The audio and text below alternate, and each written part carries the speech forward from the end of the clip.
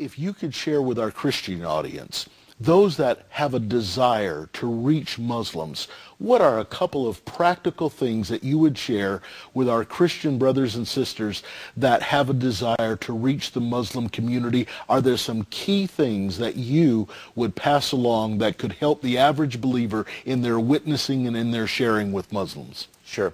Well, first of all, boldness, putting away all fear, putting away prejudices, that's essential. Secondly, I would simply say, get your own faith down straight. Get the ability to articulate the Trinity, the incarnation, and the cross, the divine incarnation of the Son of God as he dwells together in a Trinity, the reality and the power of the cross. If you can grasp a revelation of those things, those are the things that Muslims are going to go after hardest. And oftentimes Christians will sort of shrink back. Well, I don't know how to articulate the Trinity.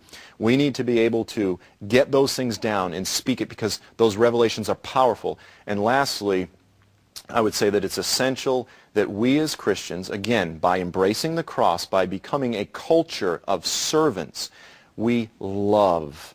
Because Islamic culture is not a culture of the cross. It's not a culture of love. It's a culture where Muslims dominate non-Muslims, where men dominate women, and where Arab Muslims often dominate African Muslims and so forth. It is not a culture of service. It's not a culture of the cross.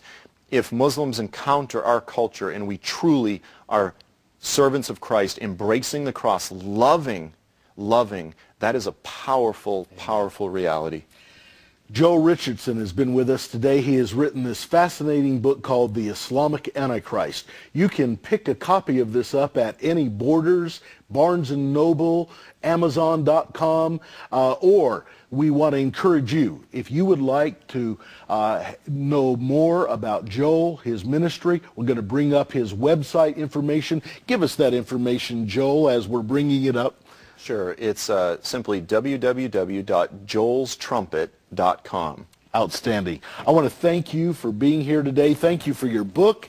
Thank you for articulating the truths that are in it. You have been a blessing to us, a blessing to our audience, and we know that God is using this book to both stir up the Christian community and at the same time provoke those that are of the Muslim faith to re-examine their belief system in light of biblical prophecy, in light of the truth of the Scriptures.